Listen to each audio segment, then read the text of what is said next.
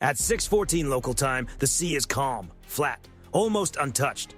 Across the flight deck, every motion follows a rhythm built by repetition.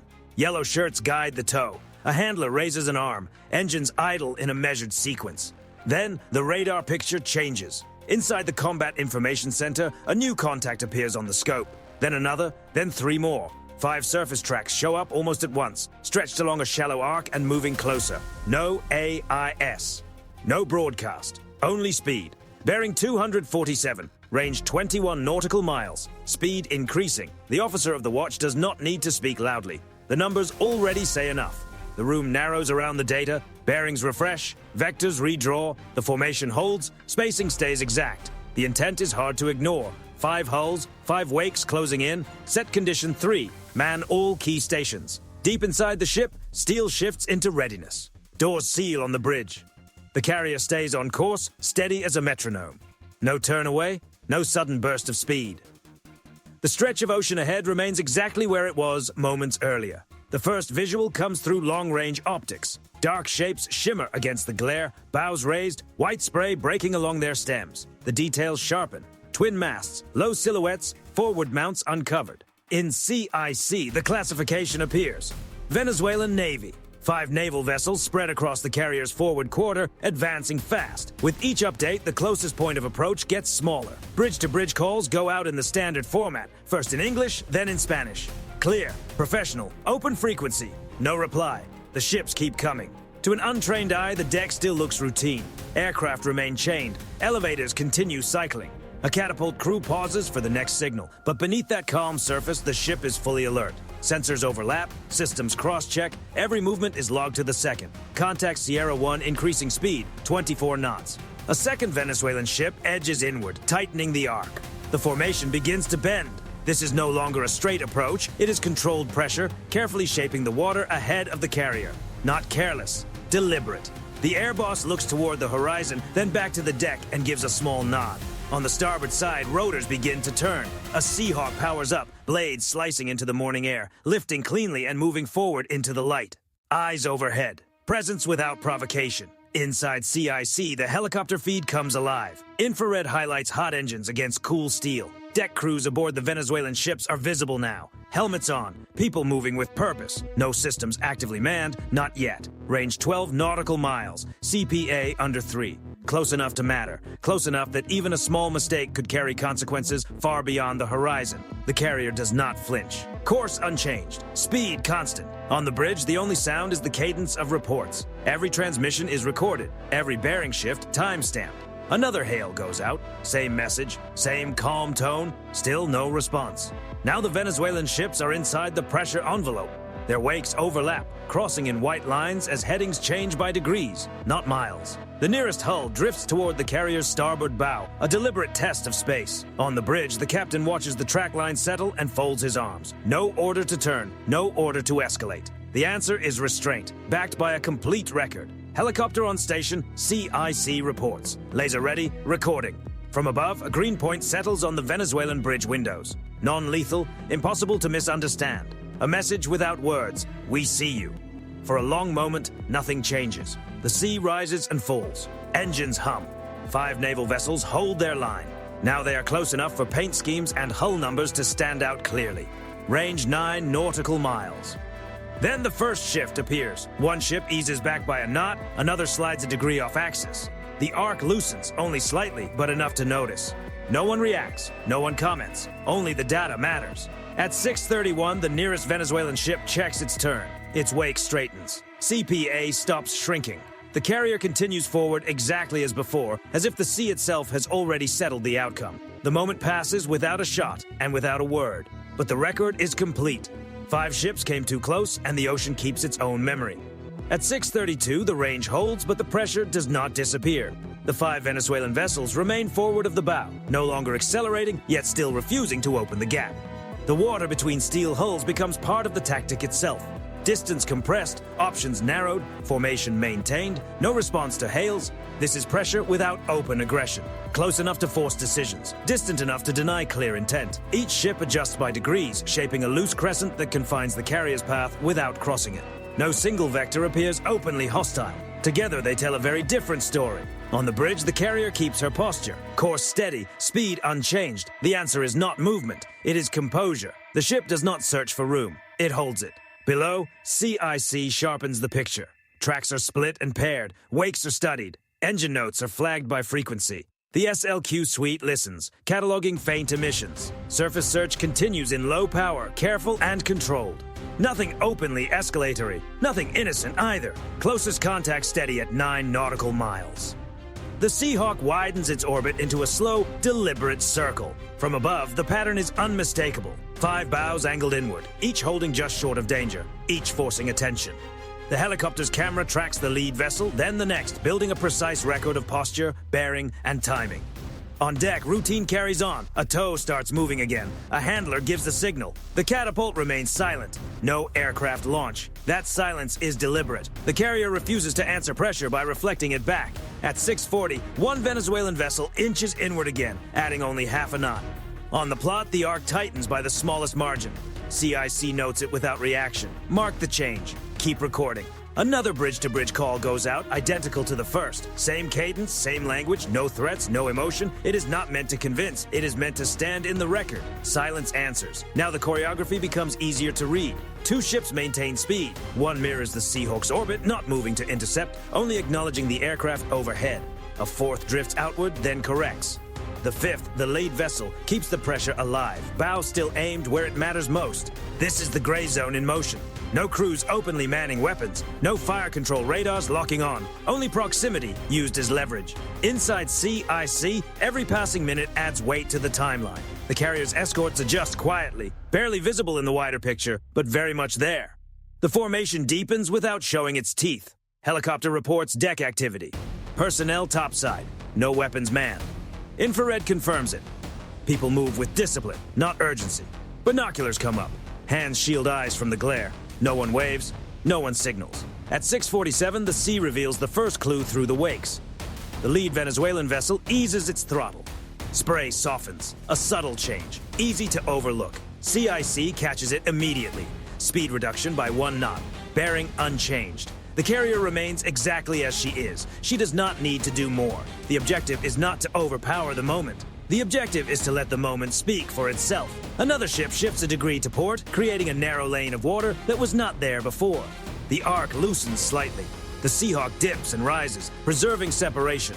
The green laser stays off. Presence, not provocation. On the bridge, the captain watches the pattern settle into shape. He knows this phase well. Pressure tests patience long before it tests steel. The response stays unchanged, restraint fully documented. At 6:54, the Venezuelan formation settles into parallel tracks. Still close, still watching, but no longer closing. CPA stops shrinking. The numbers hold, contact stabilized. No further encroachment, no announcement marks the shift. No one lets out a visible breath. The tension simply thins like fog lifting from the water. The ships remain, the challenge remains, but the sharpest edge has passed. The carrier continues on, steady and unmoved, her wake drawing clean lines across the Caribbean blue. Pressure was applied. It was met not with force, but with time, discipline, and a record no one can argue away. At 6:56, the real boundary appears not on the sea, but in the data. The Venezuelan vessels stay close enough to be felt, yet far enough to blur intent. Their formation breathes together, throttles easing and settling. The carrier reads it clearly. This is a test of rules, not steel. No fire control indications. In moments like this, that matters. It always matters. The Seahawk tightens its orbit, deliberate and wide. From above, its sensors pull detail out of the glare. Engine heat, movement on deck, the shimmer of exhaust. The MX-20 locks on and records. Faces stand out in thermal contrast. Time code runs. Recording active. Laser standing by. This is the point where restraint becomes exact. Below, the ship's electronic ears remain open. The SLQ suite catches low-power sweeps. Surface search, careful, intermittent, not targeting, not yet. Every emission is logged, identified, stored. The ocean carries sound and signal the way dry ground carries tracks. On the bridge, the captain's hands stay still. He asks for no extra speed. He gives no order to turn. The carrier's answer remains the same. Legality, posture, documentation. A third hail is sent, same words, same tone. English, then Spanish. Clear enough for any tribunal, calm enough for the log, no reply. At 7:02, the Seahawk drops to 200 feet and holds there. The move is deliberate, low enough to be unmistakable, high enough to remain non-lethal. Its shadow glides across a Venezuelan deck, heads turn, binoculars come up. Someone steps back from the rail. Laser on, the aircrew reports. A green point settles on the lead ship's bridge glass. Steady, centered, impossible to ignore. Not a threat, just a signal. The beam holds for 3 seconds, lifts, then returns slightly lower. The message is silent and complete. You are being watched, and everything is recorded. On the plot, the lead Venezuelan vessel hesitates. No turn, just an acceleration that never comes. The wake shortens slightly. CIC marks it, speed trending down by half a knot. Another ship answers with a subtle correction, opening a sliver of water that didn't exist before. The crescent loosens, barely visible, but enough to log. Inside CIC, there is no reaction. The record simply grows. At 7:06, a Venezuelan radar sweep brightens for a brief moment. Still surface search, still not fire control. Enough to draw attention, not enough to trigger a response. The SLQ suite listens closely. Timestamp locked, emission logged, no escalation. The Seahawk widens its orbit again, patient. The laser goes dark. The camera never stops. On deck, the carrier continues as if nothing unusual is happening. A tractor moves across the deck. A handler gives signals. The appearance of normal activity is not accidental. It is part of the message. At 7:10, the lead Venezuelan ship makes the first clear move. Its bow shifts just 1 degree off the carrier's path. The wake shows it before the heading confirms it. Bearing change confirmed. CPA increasing. That is the line, and it has been acknowledged. The carrier does not rush to take advantage. She does not close the gap. She allows space to return on its own terms. Rules respected. Pressure eased. Nothing conceded. Another Venezuelan vessel follows the adjustment. The formation stretches. No longer a wall, now a line with gaps. The fifth ship lingers the longest, as if testing the value of 1 more meter. Then it, too, eases away. Contacts backing off step by step. The helicopter remains on station, cameras still recording, capturing the ending with the same precision as the beginning. Faces relax, movements slow, decks begin to clear. At 7:16, the first radio reply finally comes through. Short, controlled. A statement of patrol, a request to adjust course. Nothing more. The bridge answers once, firm and measured. International transit, movements recorded. Unsafe maneuvers will be treated as escalatory. No further exchange follows. The Seahawk climbs to 500 feet and turns away. Mission complete. The laser stays off. The cameras continue until distance is restored. The carrier moves forward unchanged. No alarms, no visible force. Just a line held without crossing it, and a record that will remain. In modern seas, boundaries are not always defined by weapons. Sometimes they are defined by discipline, patience, and proof. At 7:18, the formation begins to break. Not suddenly, not dramatically, but enough to matter. On the surface plot, the Venezuelan ships no longer hold their arc. The lead vessel eases its rudder slightly to starboard. The wake bends. Contact 1 altering heading. CPA increasing. That single shift changes the room, not in sound, but in certainty. The carrier maintains course, steady and unaffected, a moving reference point that now forces others to react. The Seahawk angles toward the lead ship, holding altitude. Cameras locked, no laser, no descent, presence without emphasis. Below, the flight deck tells a different story than before. Movements relax, chains are checked again. Aircraft are repositioned, not for launch, but for order, not a stand down. Confidence. At 7:21, a second Venezuelan ship follows the first, 1 degree off axis, then another. The crescent opens. What once applied pressure now becomes space. Multiple contacts adjusting, formation loosening. This is the moment when escalation does not happen. No alarms, no sudden movements. The carrier does not seize the opportunity with force. It lets physics and decisions do the work. The Venezuelan ships keep their systems covered. No crews rush forward. The posture remains controlled, but the intent has shifted. The water between hulls widens, yards at first, then more. CPA rises on the bridge display. The captain watches without comment. He understands this phase. When pressure fades, it often does so quietly, allowing everyone to step back without loss of face. The ship allows exactly that. At 7:26, the lead Venezuelan vessel slows again. Spray fades, wake softens. Another ship settles into a parallel course, no longer cutting across the carrier's path, but pacing it from a respectful distance. Contacts transitioning to parallel tracks. That is the signal. The Seahawk widens its orbit outward, showing that distance has returned. Its role shifts from pressure to observation. Cameras continue recording because endings matter as much as beginnings. The bridge-to-bridge channel remains open. No new calls are made, none are needed. The Venezuelan formation stretches further, 5 ships no longer moving as one. Gaps appear, bearings stabilize. The sea returns to its quiet balance. At 7:31, the final holdout gives way. The 5th ship, the closest for the longest, adjusts and aligns with the others. The crescent dissolves into a line. CPA trending safe across all contacts. The room exhales, but no one makes a sound. No one calls it a win, no one claims anything. The log reflects only the sequence: approach, pressure, adjustment, separation. The carrier keeps moving forward, speed and heading unchanged. Her wake cuts cleanly through water that no longer resists. Escorts hold their quiet geometry, mostly unseen, but unmistakably present. The Seahawk makes one final pass, wide and high, then turns back toward the deck. The rotors hum with steady calm. The landing is as controlled as the launch. Cameras still warm, memory cards full. At 7:38, the Venezuelan ships begin to drift aft. Not retreating, not chasing, simply holding their position, their message delivered, the response understood. The ocean returns to neutrality, indifferent to intent. Only the wakes remain, lines crossing, fading almost as quickly as they appear. This is how moments like this resolve without a single shot. Not through force applied, but through force deliberately withheld. Through discipline that denies escalation the space it needs. Through a carrier that never wavered, and a formation that decided closeness was no longer worth it.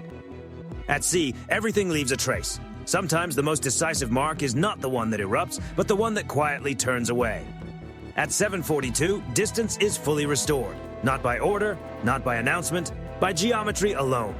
On the surface plot, the 5 Venezuelan ships now sit astern and abeam. Tracks parallel, speeds match to something that no longer presses. CPA widens beyond concern. The numbers settle into green, contact steady, separation increasing. The carrier sails on as if nothing happened, because operationally, nothing changed. No deviation, no turn, no acceleration. The water ahead is open, and the ship continues into it. Below decks, the work becomes precise and quiet. Logs are finalized, timestamps verified, sensor data cross-checked, radar plots archived, every bearing shift, every speed change, every emission secured in record. This is the part the sea never sees. Inside CIC, playback begins, not to relive tension, but to confirm sequence. Pressure applied, rules followed, separation achieved. No ambiguity, no gaps. On deck, the helicopter crew powers down, rotors slow, a fine mist of salt settles across the blades. Memory cards are removed, labeled, secured. The footage captures what words alone cannot fully convey: distance closing, intent tested, space restored without force.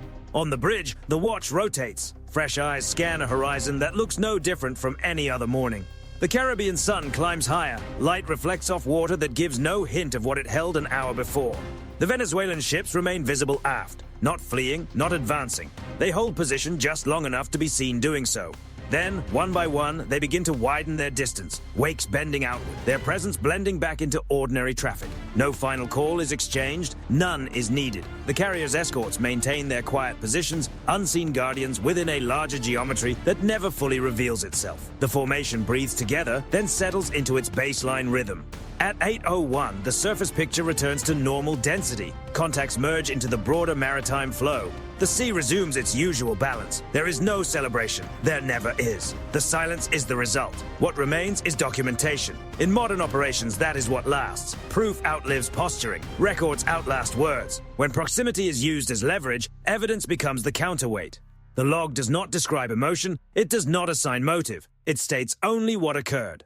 5 ships approached, distance compressed, communication attempted, pressure applied without open engagement. Separation restored. That is enough. On deck, aircraft return to their quiet rhythm. Elevators cycle, chains clink, a handler signals. The carrier continues being what it always is: predictable, lawful, steady. Far astern, the last Venezuelan wake fades, its lines erased by time and tide. The ocean takes no sides. It only carries motion forward. This moment will not dominate headlines. It will not demand attention. That too is part of the story. At sea, strength is not measured by what you launch, but by what you never have to use. By the ability to hold space without taking it. By restraint that carries more weight than escalation ever could. The carrier moves farther into the distance, her wake straight and uninterrupted. The Caribbean returns to blue, but the record remains. In maritime operations, everything that matters is written down. And sometimes the most important line is the simplest one. No further incident. The sea moves on, the ship moves with it.